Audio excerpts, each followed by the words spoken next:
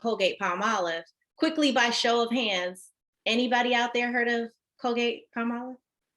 Well, from a sales perspective, Colgate Palmolive taught me why they were the best in class. And I went on to several other best in class companies like Bayer Consumer Care, Turkey Hill, Church Dwight, and I've picked up some tools along the way. My last stop was with a broker organization named Advantage Sales Solutions.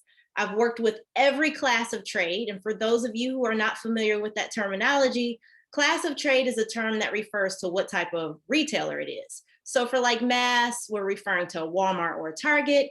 For dollar or Dollar General, for dollar, we're referring to Dollar General or like a Family Dollar.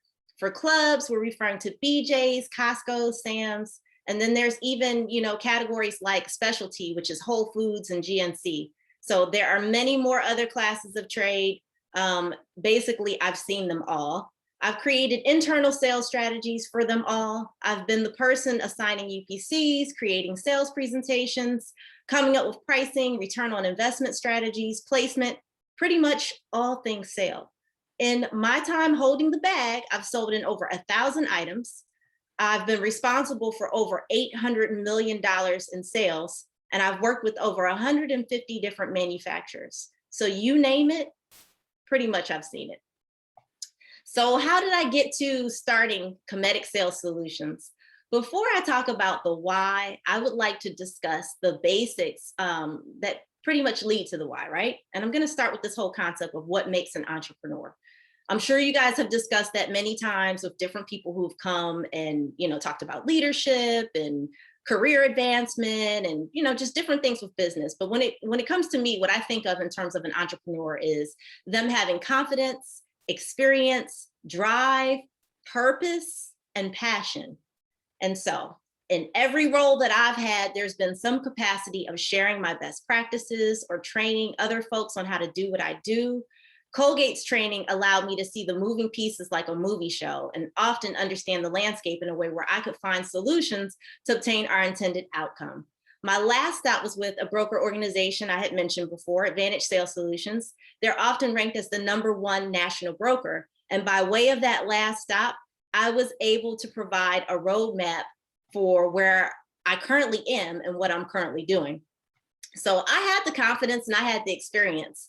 But within corporate, to be my most transparent self with you, I had lost the drive and the passion and the purpose. Well, I'll tell you, my purpose simply was to get that check every 2 weeks. But after I was advised I was not a good cultural match for one of the customers who was pulling some of our internal strings, I was told to hit the road with my wins in hand. And as a single mother, I was left with a lot of grief, and I had to decide how I was going to tap into some much needed self-care. And I did it in terms of doing meditating. So how many of you all, by show of hands, meditate? Okay. If you're not into meditating, you need to get on that. All the answers are within. And well, I woke something up within myself, and I realized how much money I had made for people who were not interested in enhancing where I came from or anywhere like it. I realized I hadn't sold in a single Black-owned product. So you heard me say I've sold in over 1,000 items, and I've worked for over 150 different manufacturers. Not a single one of those manufacturers were owned by a person who was Black. Now, I could only name one company that had a Hispanic owner. And I thought about how much strategy I provided that created year-on-year growth for the giants, and how there was a significant lack of diversity and ownership on retailer shelves. And filling those white spaces with Black brands could lead to more jobs, more funds to enhance urban infrastructure, more opportunities for people of color through fighting the good fight in an area that is of my expertise. I wanted to see more Black on shelf. I'm unapologetic about that. I know what store-on-store sales can do for a business. Retail distribution is an immediate scaling. So if you have things lined up for success and you get on a retailer's shelf, it can really put you in a position where your numbers are tripling and quadrupling overnight. So this is the why. The drive and the purpose and the passion are unapologetically rooted in me seeing more Black on shelf, period. Now, diversity on shelf diversity of ownership, funds coming back into the neighborhood like the ones I grew up in, which I'm from Detroit, Michigan, woo woo.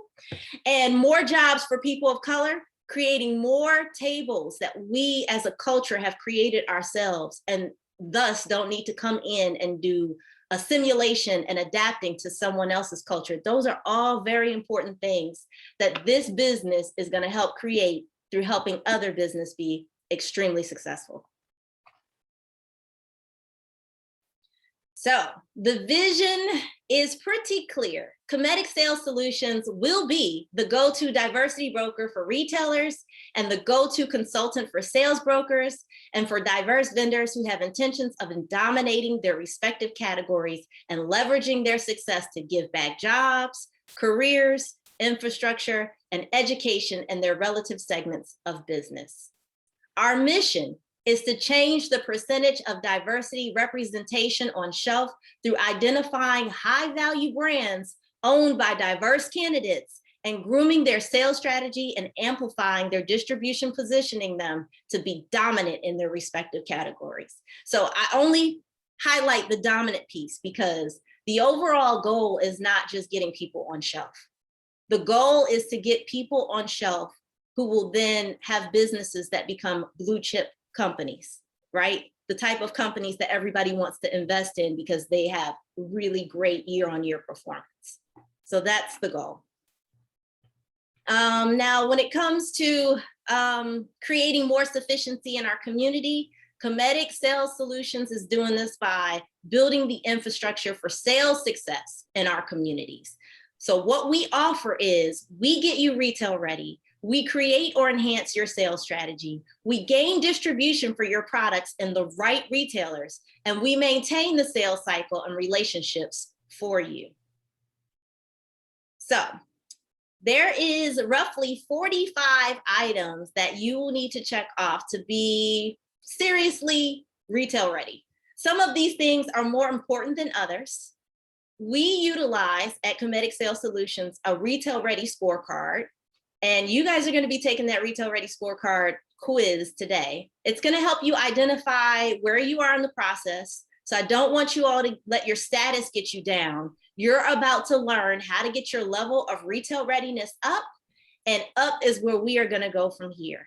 So I need you to do me a favor. We should have mentioned this at the very beginning. Hopefully you have a pen and some paper near you that you can use right now.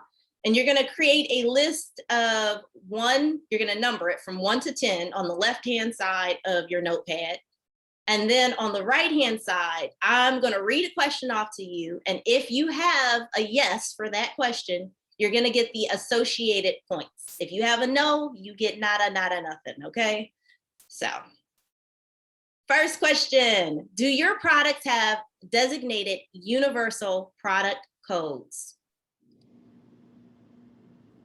If the answer is yes, you get 20 points. If the answer is no, you get nothing. Next question. I'm sorry, what'd you say? No, I was just to tell people, any consolation, I scored pretty horrible, but I feel good. Well, we'll talk a little bit about that after the quiz as well. But again, guys, it's not about how you score. It's about getting the information, because at the end of the day, you're setting yourself up for success. Retail is not an overnight experience. It's something that you have to plan for. So back to the second question. Do your products have retail ready packaging? If the answer is yes, give yourself 10 points. If your answer is no, you get nothing. Let's see. Next question. Do your products have cases that can be shipped and inner cases that can be shipped? If the answer is yes, you get 10 points. If the answer is no, you get nothing. Next question. Do you have your designated list costs? The list cost is the cost that you give to, and we call it the final cost or the list cost. It's the cost that you give to your retailers. So if the answer is yes, you get 5 points. If the answer is no, you get nothing. Next question is, do you have your suggested retail price by class of trade? That's what SRP stands for, suggested retail price. If the answer is yes, 5 points for you. If the answer is no, you get no points. Next question is, are your products in any chain retailers, single operated retailers that are providing you data? Basically, do you currently have retail distribution? If the answer is yes, you get 10 points. If the answer is no, give yourself a 0. Next question is, are you currently accepted by distributors? And do you have a distribution, distribution vehicles, basically, which are you ready for drop shipping, trucking? Do you have carrier capabilities? If your answer is yes, give yourself 15 points. If your answer is no, give yourself no points. Next question is, do you have dollars dedicated towards your in-store deals and promotions that will happen when you gain distribution? If your answer is yes, 10. If your answer is no, you get nothing, you don't win. Next question, do you have your unique selling proposition validated and memorized? Now, guys, I just got to stop for a minute.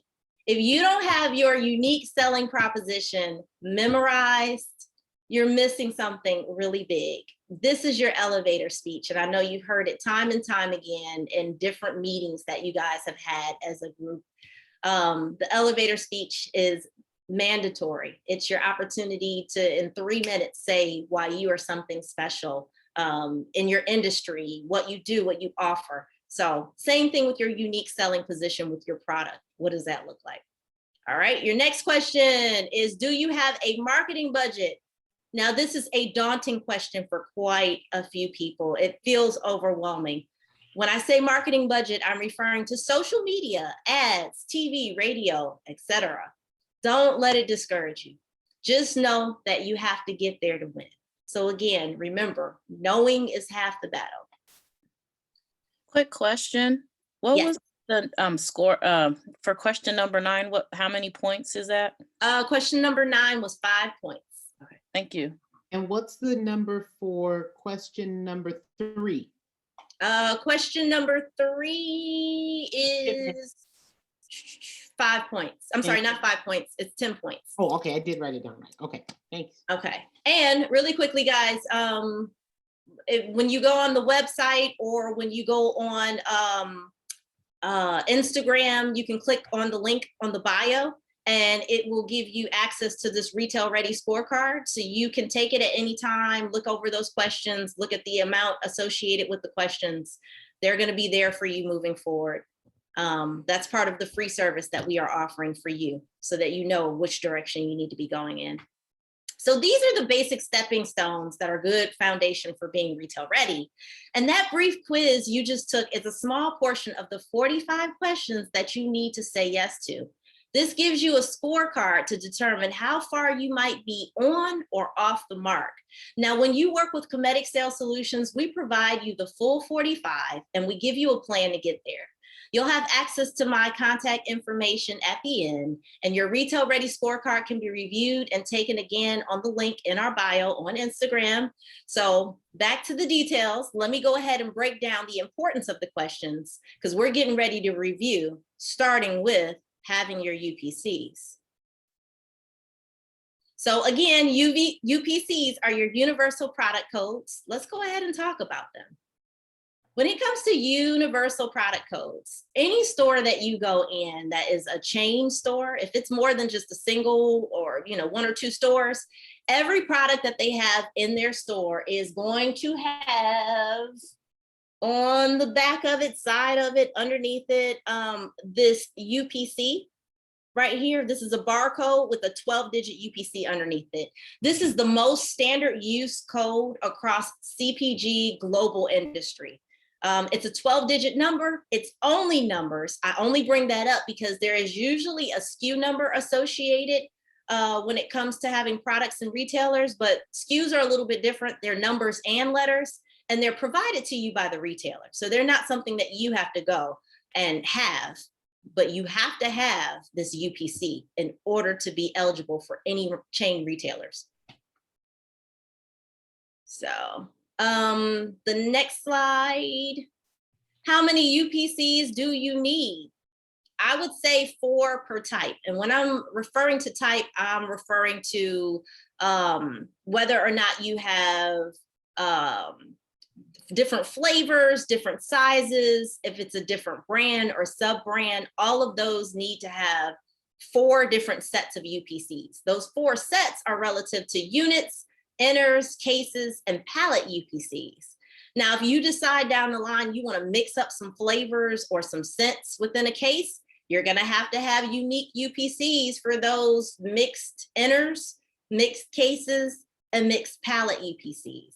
So this is part of the reason why I highly recommend that folks, if you have at least 4 different items, you go ahead and purchase 100 different codes. So how do you get your UPCs? You've got to go onto a website. You'll see it listed under the second bullet, gs1us.org. When you purchase 100 codes, it's going to cost you $750 for those 100 UPC codes. And you're also going to have to pay a $150 rental fee per year for the UPCs. Now, when you're starting a business off, that can be an unexpected, slightly pricey, unexpected occurrence, especially with the additional rental fee that you'll have to pay year on year, not knowing if you're going to use the full 100. But I highly recommend that you get the 100, and I highly recommend that you use GS1. I'm just going to talk really quickly with you guys about why GS1. You're going to hear from different people that there are other sites that you can go on and you can purchase UPCs.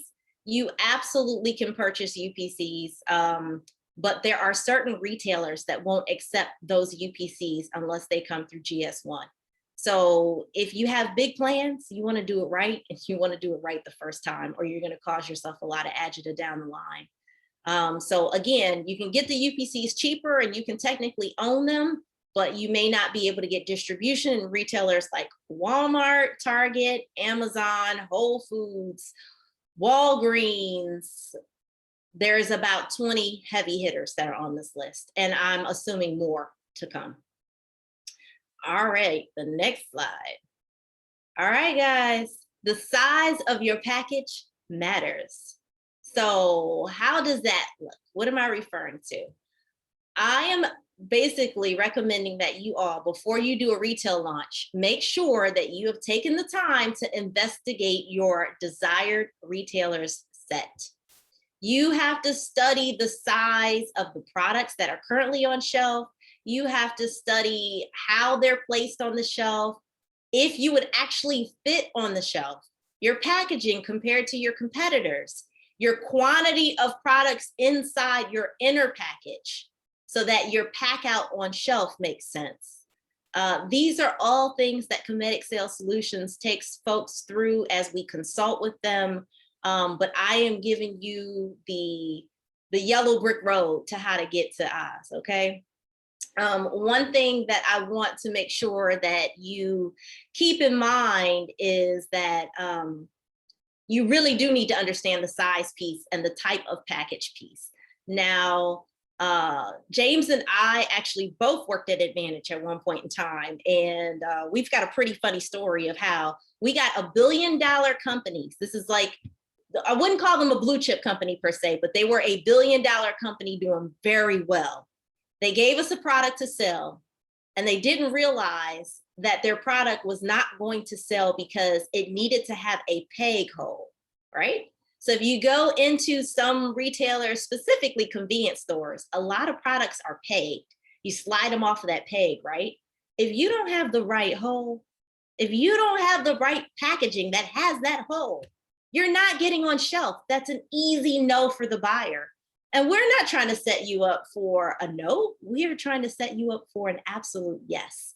So again, size matters. Now, when you think about size, I do want you to keep in mind that your product is on the shelf like your billboard. You also need to keep in mind, again, the shelf specifications. How tall are these shelves? How wide are these shelves? Is there a peg section? How is my product going to fit in the existing shelf? You need to understand consumer frequency for your product, right?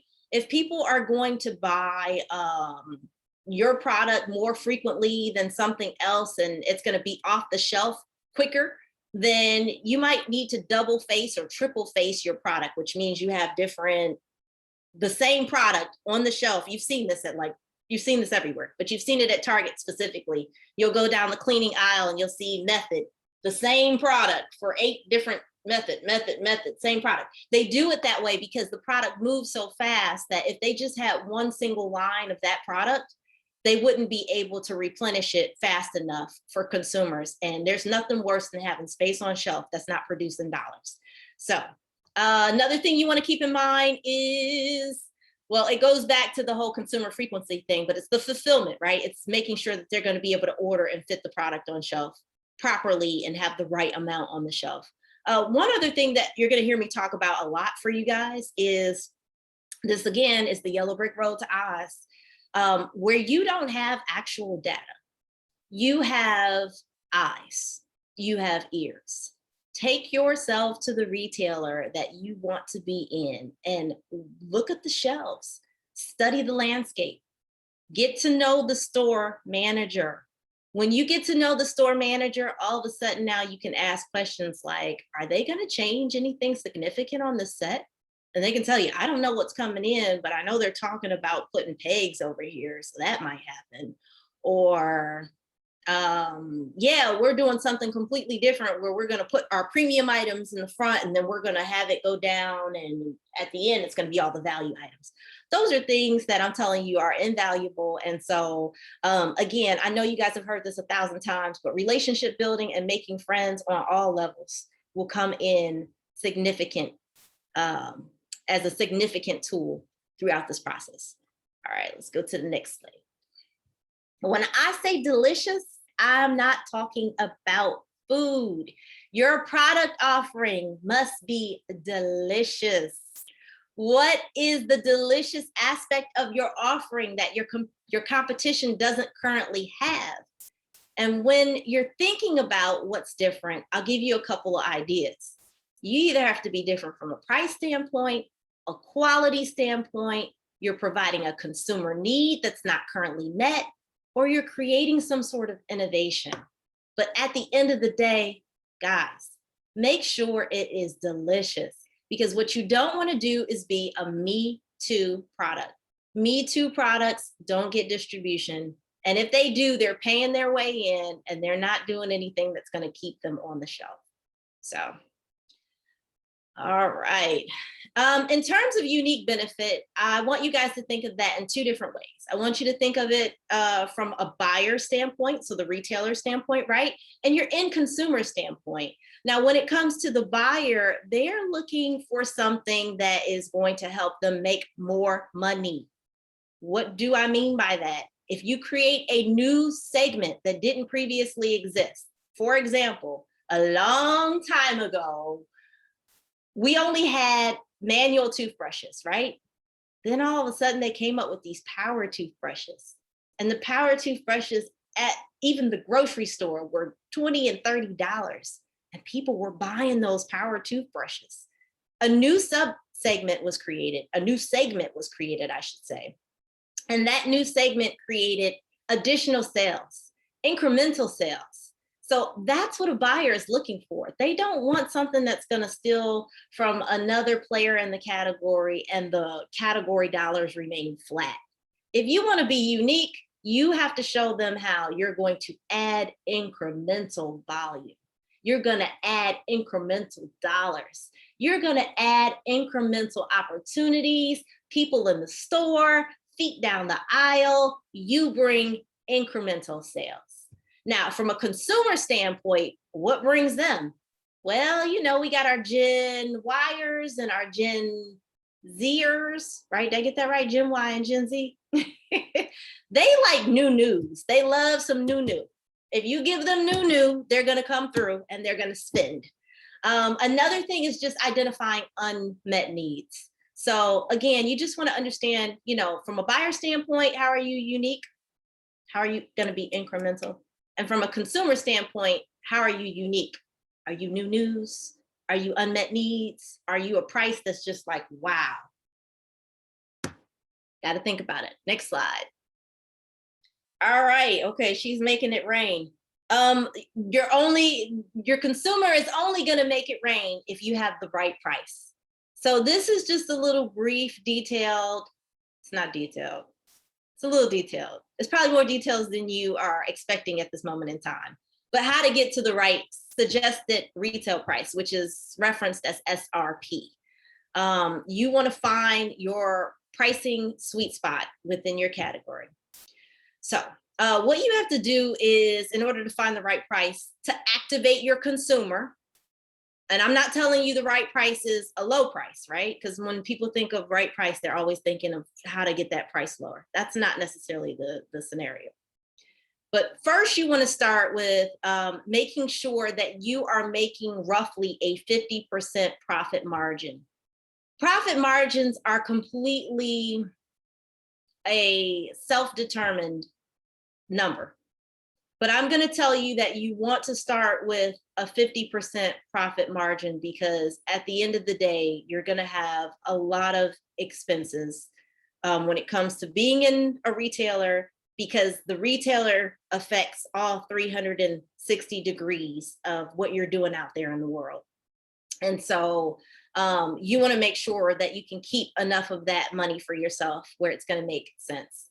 So once you get your profit margin underway, and again, my recommendation is 50%, then you need to understand the retailer's margin requirements. So every retailer in every category has a margin requirement. It's usually a range. That range can go anywhere from 35 to 55%.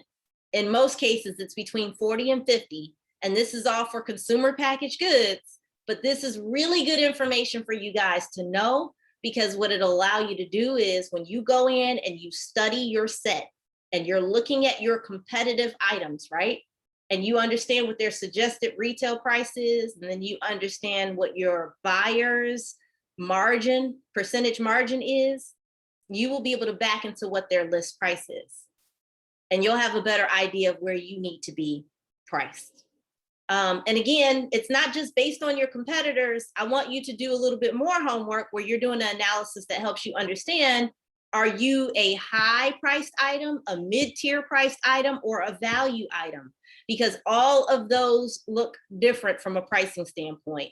And what are your competitors who fit within your pricing category or subcategory?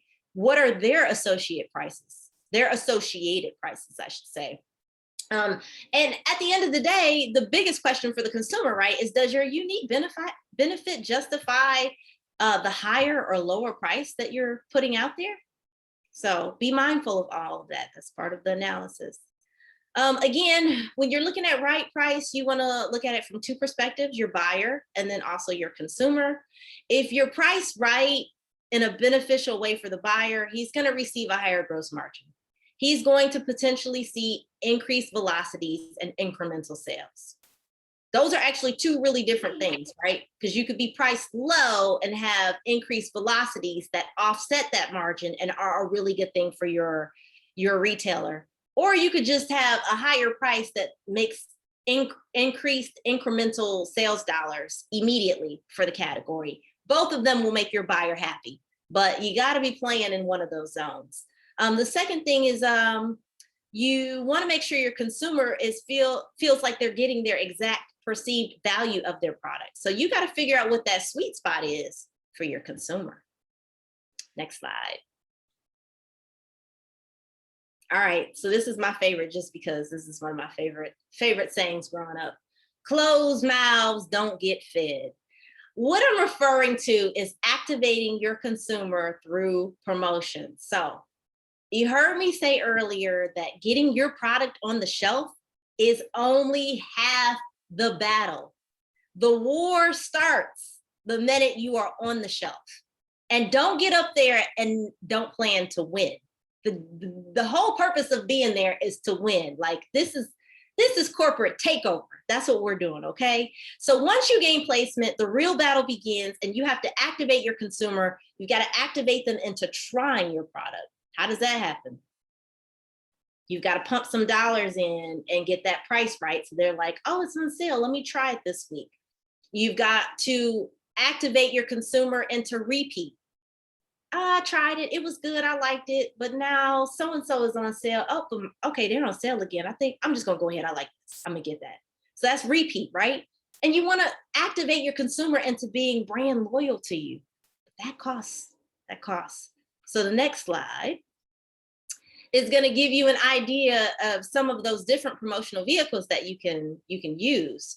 So there are a few typical promotions that you'll see in consumer packaged goods. So as you start going to your retailers and you collect their flyers and you're looking through them and you're trying to figure out what should I do, most retailers have like a pricing style that they like. You know, they either like to do TPRs, FSIs, they'll do BOGOs, they'll do multiples, and you can kind of tell who's doing well as well. So you want to go in on sale days and watch the consumers and seeing what's getting picked up as well. This is when you don't have IRI or Nielsen data. Your eyes and your ears are so valuable. We think that is just such a those are tools that are for you know, not cave people, but like, you know, less sophisticated, and we want to use the data, but the real data is what you're seeing out there in the street. So if you don't have access to the data, which will get you the answer quicker, you can go out and stalk your account. Yes, I told you to stalk your account, stalk them, stalk your consumer in your account, stalk your account, watch and see what's going on. Again, so let me go back to the TPRs, which are temporary price reductions,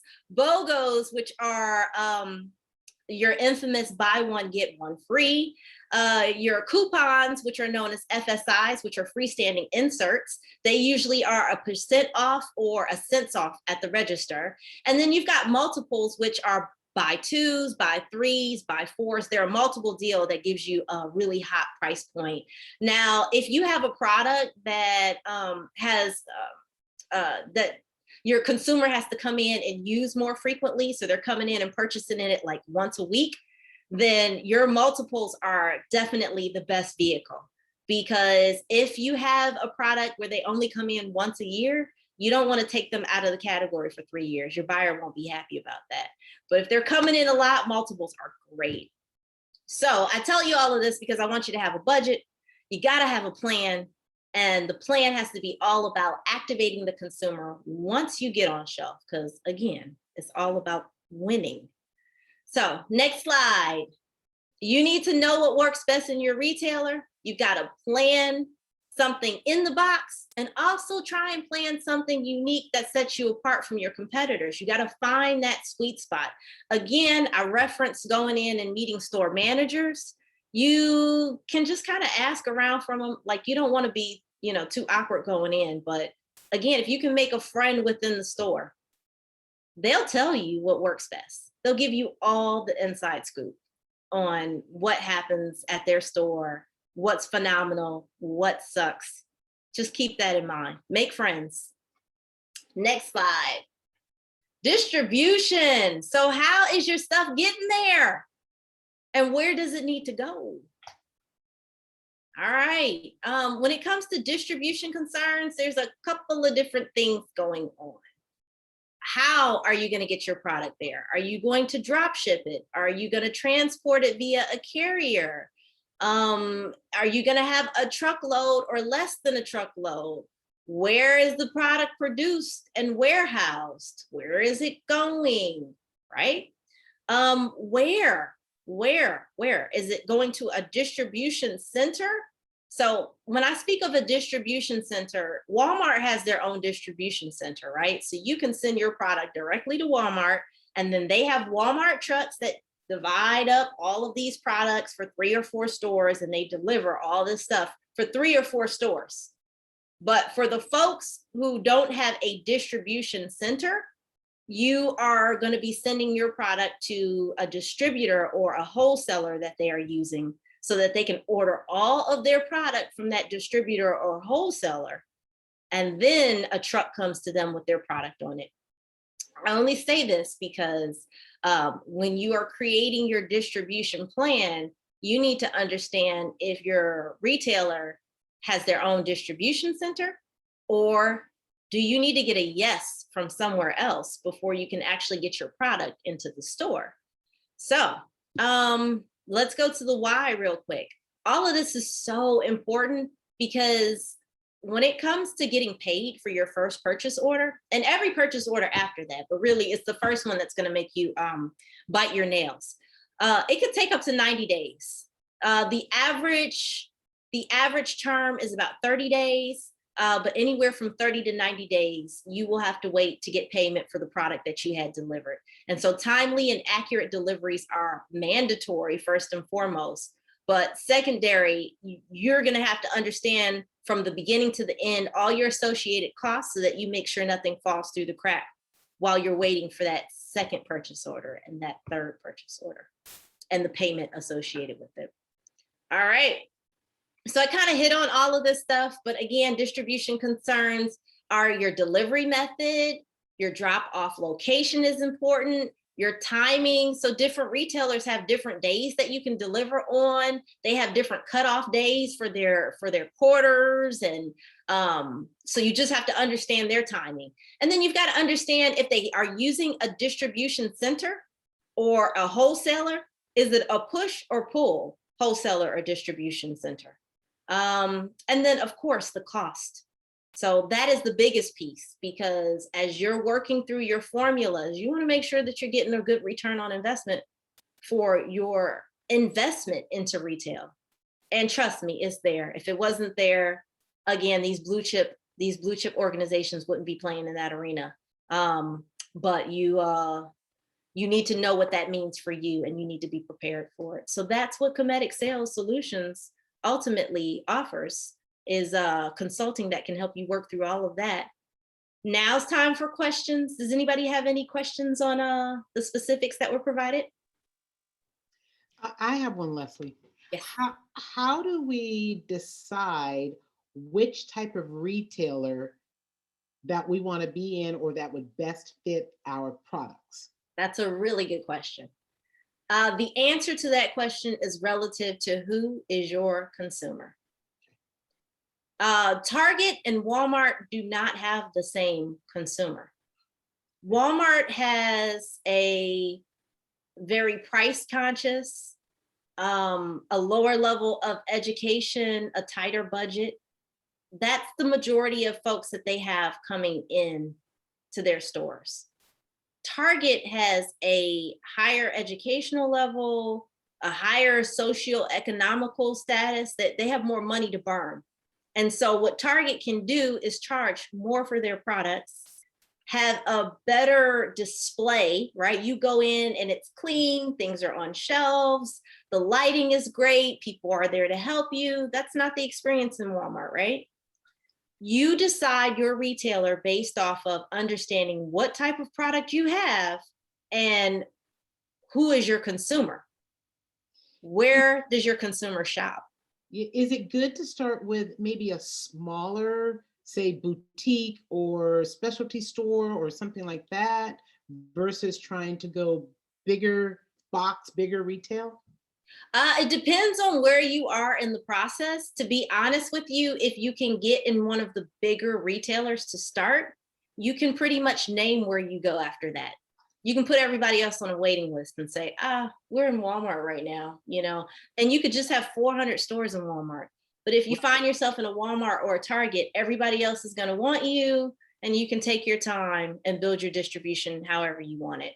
Right. So in that case, I would say it's twofold. But if you don't have that opportunity, absolutely, you want to start off small for several reasons. Again, there's cost associated to getting on shelf. Yeah. And you want to have a distribution plan that's going to help you build from a data standpoint, because you may start your presentation off with your unique selling benefit because you don't have any data. But if you're in a couple of stores that have a couple of retail chains, I should say, that have data, now you're able to tell them, these are our velocities. We do better than these 3 products. This is why you should, and this is who you should take off your shelf and put us on. Right. And is it, I'm sorry, you guys, I know I got a lot of questions. And one last question. And then, is it okay to, given the audience, the different audiences of Walmart versus Target, because I'm always looking on the shelves in both, is it okay to resize or repackage the same product that would be affordable in Walmart and have the same product packaged in its, say, its normal form in at Target? Does that make sense? Absolutely. You're asking an excellent question, and I'll give you more than what you asked for. The answer to that question is yes. Both Target and Walmart are mass accounts. So it's not just the product, it's the experience. People are willing to pay more to go to Target where the lines are shorter, there's not as many people in there, the lighting is better, the display is better. Yeah. But people are not willing to pay that Target price and go into Walmart. They're looking for everyday value in Walmart. Same product. 90% of their store is the same product. Got it.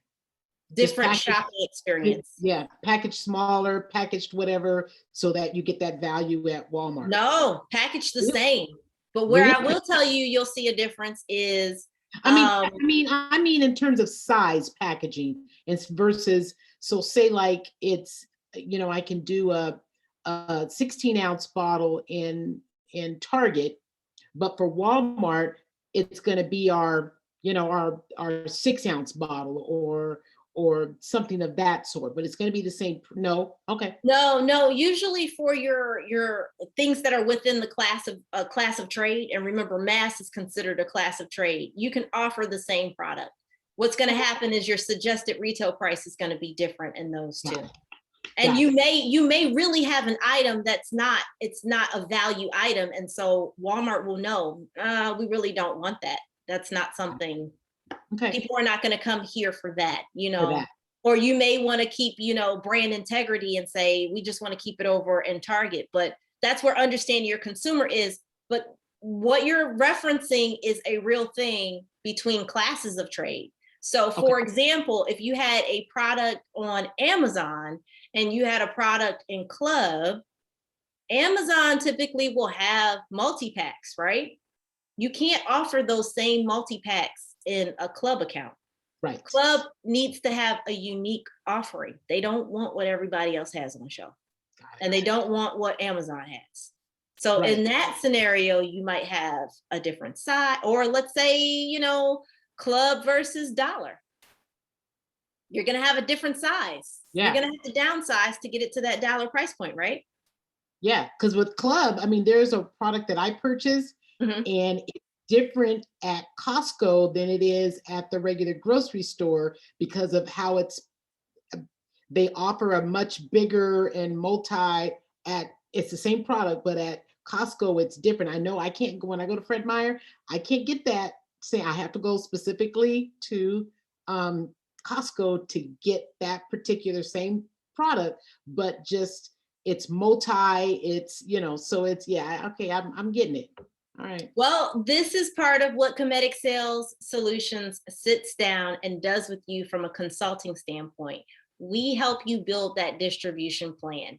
And if you're saying, I want to be in Sam's and Costco, and I also want to be in Dollar, and I want to be over here too, we'll tell you if that makes sense. And then we'll tell you what you need to do to survive in all of those, because you can't have the same offering. Right. Okay. All right. I have a question, Leslie, and you've been touching on it a little bit about the distribution plan. Now, for those of us that aren't in retail or have products, what does that look like for someone in those niches as far as what is that distribution plan? So a distribution plan is ultimately you sitting down with Kemetic Sales Solutions or by yourself, but coming up with a clear concept of who your consumer is and where they shop. And after you've identified the list of retailers that are a good match, you then are going to try and figure out when are they doing their review and reset timings, right? So these accounts that you guys go in, these retailers, you'll go in April and the set looks one way. You'll go in May and they've done something completely different, but they'll keep that same set until the next April, May. So you need to understand the timing of when you can actually have your item put on the shelf. They're not going to just put you in. They do that sometimes, but for the most part, you don't just get put on the shelf. You get put on the shelf according to their timing. So now you've got your list of retailers, right? I want to go after these 10 retailers because they are perfect for my body butter. You know, this consumer loves decadence. They're willing to spend a higher price, blah, blah, blah. These 10 customers. Okay, here's your staggered calendar that tells you when they're doing a review, because they review the set before they reset the set. So here's the dates on when they're reviewing it. That's when we know we've got to go in and make sure that they've got samples, we've presented, they have all of the necessary information to make a decision on who should be in the set. And then you know the date on when the reset is actually happening. Now, that timing also comes along with associated cost. All retailers are not the same. Some retailers require slotting for you to be on shelf. Some retailers require free fill. Some of them require shelf tags. I mean, there's just different things that are retailer requirements. And once you identify where you're trying to go, you now can build a budget, an associated budget, right? Then there's another piece, forecasting. So what a lot of people who don't understand the power of a distribution plan does, and what I will tell you guys is what separates Kemetic Sales Solutions from other broker companies, is that we truly take the time to set you up for success. Well, I won't have James testify. I'll say it on my own. I've seen some places, I've been some places where they just put stuff in the bag and they tell you go sell. And there's no rhyme or reason to what you're doing. And so customers sometimes, not customers, but your clients sometimes, the vendors / brand owners can be caught off guard if they receive several acceptances that have cost associated with them and they weren't prepared. We've had that happen. We've had folks say, oh, we can't pay the slotting.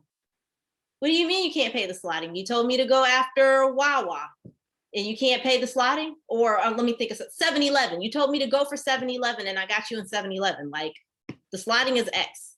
Oh, well, we got in this account, and we can't do this account. So your distribution plan just ultimately sets you up from the beginning to the end, from a forecasting, planning, cost perspective. You will have a plan. Does that make sense, everybody? I know I touched a lot, but a distribution plan is a lot. But just like you have a business plan, it's a plan that will make you foolproof. Then what about, I'm sorry, it looks like Natalie, you were about to say something. Go ahead, I'll hold my question. Hi, Leslie. I want to touch back on the UPC codes. Mhm. I was actually looking at a grocery store here that's just regional to Portland. And I was looking at what it in their manual, what it takes to get in there. And it was the UPC codes, but I'm dealing with food. So do you guys touch on anything with food labels? Because I know that's a whole can get expensive and you have to have somebody break down the nutritional value of the product. Absolutely. That is a requirement. Like, you have to have your food labels, you have to have your ingredients. I didn't touch on this in today's presentation, but certification is another area that's really important from a retailer standpoint. Is your product vegan? Is it gluten-free? Like, if it is, you want to be certified because it also helps you stand out. And a lot of times retailers will push you into doing that because they want the product to stand out so that it sells more, right? Right. So yes, food, UPCs, anything that's sold in a chain store needs a UPC. So your tomato has a UPC on it. Your corn has a UPC on it. Your canned corn has a UPC on it. The hair comb has a UPC on it. The baseball has a UPC on it. The only thing that doesn't have a UPC on it is the workers in the store, and they might put UPCs on them before it's all over. So that's that. But yeah, you will have to have your nutritional label, and you will need to have your ingredients. That's a mandatory. And then my other thing was, because it's just me, there's like, do you work with people, like, I know at certain times of the year that I would, my goal would be to put certain cakes in in a store that I know nobody else around here is selling, just, I guess, have an account with a certain or one or two stores. It's just seasonal. Like some of the products, I'm only selling them to like November, December, not an all the time thing. Yeah, seasonal items, absolutely. Yes. Yeah. Okay. Thank you. You are welcome. Leslie, I don't have a question. I have more of a comment. Okay. And I just wanted to kind of reiterate the idea of sales numbers not telling a full story, and commend you for mentioning that you got to get boots on the ground. You got to get eyes on the product and be able to actually touch people and interact with individuals to find out what the story is behind the numbers. The numbers can tell you one thing, but the actual what's actually taking place at the shelf, at the counter, is an entirely different ballgame. And if you're not deep diving into that consumer insight, you're going to miss it. And so I humbly applaud you for mentioning something and even, holding something true that I've been holding true throughout my career. And I just appreciate hearing it. You're absolutely welcome. And hopefully it's a testimony to how Kemetic Sales Solutions wants to make money like everybody else, but that's not our mission, vision, or focus. Okay. Our focus truly is to empower you guys to create those monumental businesses that are going to be able to stay on shelf for years to come and create jobs and create income. So one of the greatest tips I can give you, if you work with me or you don't work with me, if you don't work with me, you have what it takes to get this done and to get it done well. This is not rocket science. It's not brain surgery. What it is a specific area of business, and I have an expertise in it. But you too can learn it and understand it wholeheartedly if you stalk your accounts and you stalk your consumers in your account. I might get in trouble for keep saying that, but that's the essence of it. You got to go in and understand and watch and see what's going on. What's the dynamics of the business, the consumer, get to make some friends in there, and that'll tell you a story that you can't pay for. So. All right. Are there any more questions? This was just awesome. Very valuable. Gets me back excited about my products again. So thank you so much. Good. I'm glad to hear that. We need your products on shelf. I'm telling you. The African-American community, you guys have probably heard this beat in the ground at this point, but we spend roughly 40% of the dollars that are in retailers, but we're only 15% of the population, less than 15%, I should say. And on top of that, we're not on shelf at a rate of 15%. We only have a couple of categories that we participate in right now. So there is a plethora of opportunity and lots of dollars on the table for us to pick up. So when it comes to all things retail, I just want you guys to go out and study it. Go to your desired store chains, watch how the consumer shops, how the products are situated at the store shelves, your pricing, your placement, the competition, promotions. Grab the circular, see who they're targeting. That's how you understand what customers you want to be at. See who they're targeting from both their ads, their prints, their radio, their TV commercials. Who are they trying to get in there? You need to also read your retailer's yearly reports. That is so helpful. If you want to be in a retailer, if you're saying, yeah, I'm going after Sprout, then you need to read Sprout's their annual report and understand who Sprout is focused on in the year of 2021, what their goals are, how many new stores they want to open up, in what areas. It'll tell you so much. Understand who's there and why you should be there too. Now, at the beginning, we gave you a list of items that we provide, right? We have a list of 45 that we can give you guys that get you completely retail ready. If you want, you can utilize that list and work on your own. If you get started and you find yourself stuck, we can provide consultation through these issues. If you're ready, but you just don't want to sell or you need to outsource that specific task, we can represent you. Just know that we are here and focused on amplifying your success. Your win is our win. Our collective win is what's going to curate a better place to live in and work for people of color in the years to come. So this is what we are all about. We're focused on this. Again, that vision and mission is Kemetic. So if you would like to contact us, here you go. My email address is leslieallen@KemeticSalesSolutions.com.